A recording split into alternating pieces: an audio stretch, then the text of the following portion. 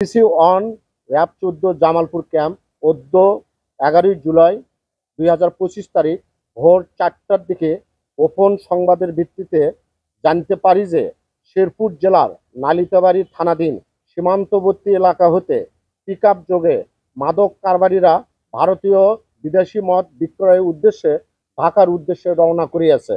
উক্ত সংবাদের প্রেক্ষিতে আমার নেতৃত্বে র্যাবের চৌকস আভিযানিক দল সীমান্তবর্তী এলাকা হতে পিছনে পিছনে অনুমান 30-35 মিনিট ধরে এই পিকআপটি আমরা ধাওয়া করি।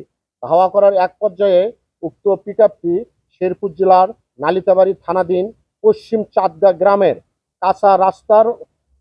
কাঁচা রাস্তার পাশে জনৈক মোহাম্মদ মোফাজ্জল হোসেন এর ভুসি দোকানের সামনে পিকআপটি রেখে কৌশলে পিকআপের চালক এবং চোরা কারবারিরা 3-4 জন পালায়া যায়।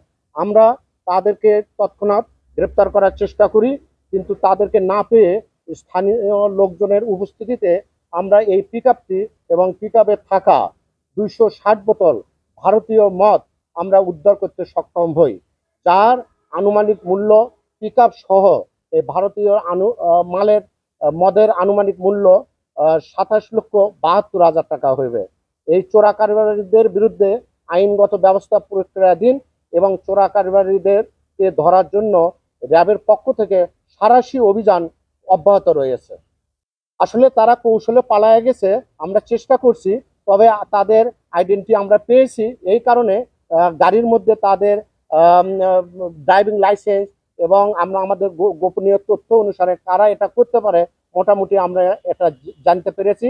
এখন আমাদের অভিযানে আমরা সফলতা আনতে পারবো বলে আমার বিশ্বাস।